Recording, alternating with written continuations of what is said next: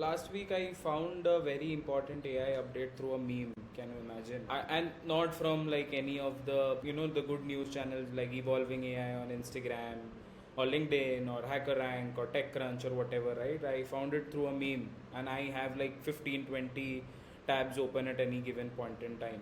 Now this is extremely embarrassing because I am an AI product manager and I should be knowing all of this by myself. So I thought, why not automate myself out of this problem?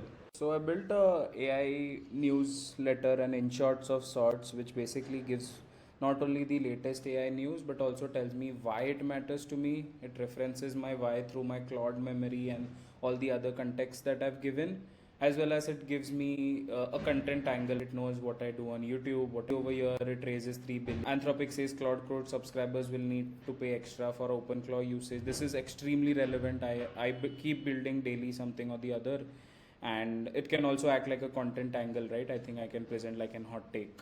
So it is still learning, it is still getting better. It has also found a Linux vulnerability. This is extremely relevant to my current role. And obviously 23-year-old Linux bug that nobody found, Claude Code found it.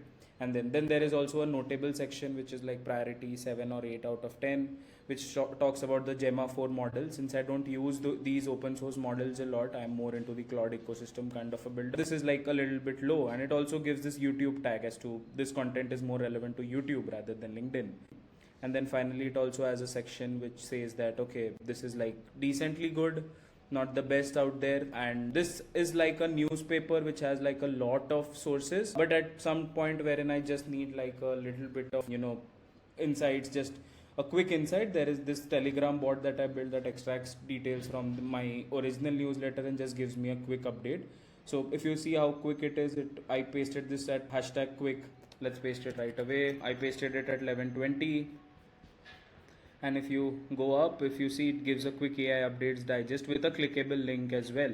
So if I'm in office or if I'm somewhere else, it will give me a quick update. And if I am at home and I want the full data, full details and everything, like maybe at the start of the day or at the end of the day, I have this AI updates digest. Okay, so this is the system architecture. So this is like a MVP, which is I've just taken 11 sources. I didn't want to overburden the entire process. But before I started, sat and thought as to how will this actually make sense, right? Because just getting AI news will essentially mean that I'll stop using 1-2 weeks later because it will get boring.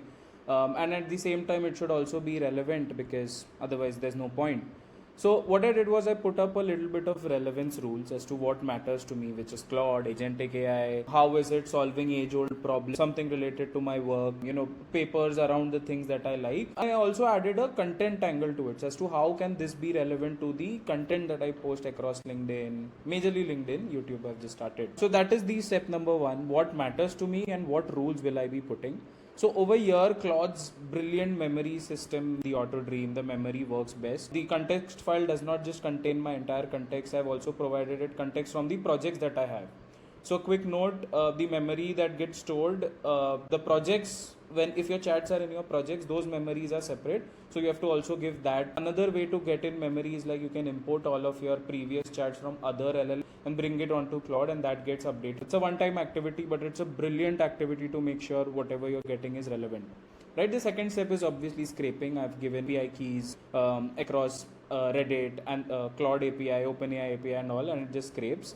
Third was super relevant after yesterday's update by Claude, wherein it said that API calls will be charged on extra usage and not on your Claude Max subscription, because of which I think those initial $100 will just run away anytime. So what it does is it first does a keyword map, keyword match. It also looks at the source weight, the recency, and then it removes duplicates and also ensures that less API calls are being hit, which is why this heuristic scorer is there. I've not gone too much into the depth. You just need to know what it does.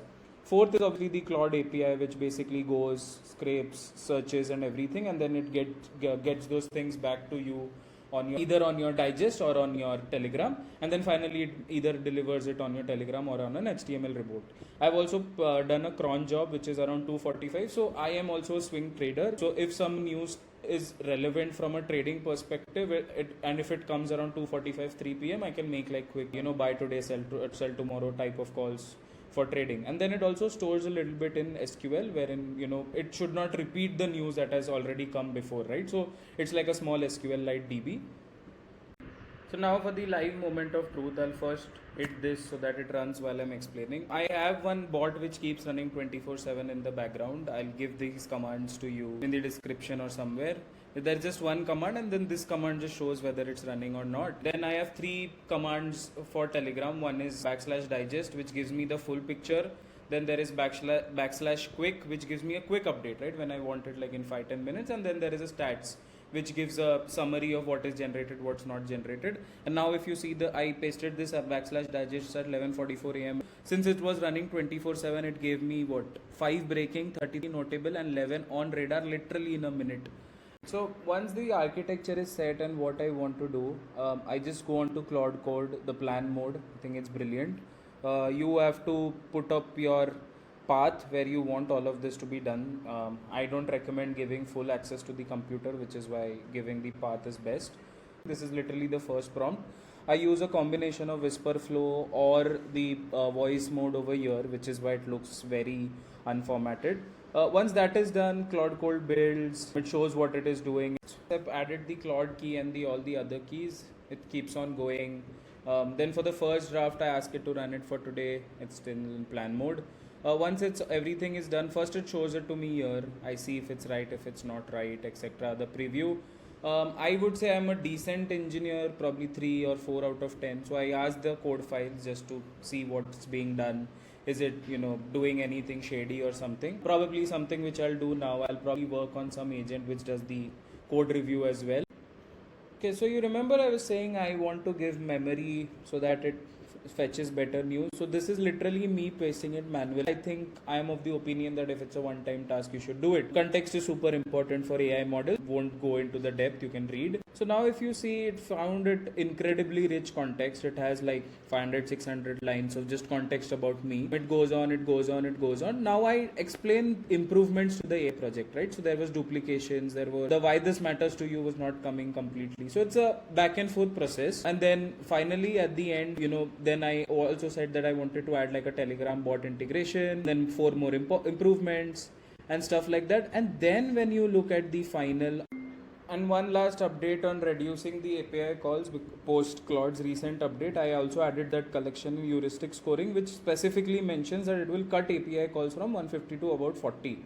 Right, so it understands what I'm doing, why I'm doing, and then it probably will do a better job than me because it is like a 1000x better coder than me. So now I'll show you a first draft and a second draft and why and how the difference is between engineers and PMs.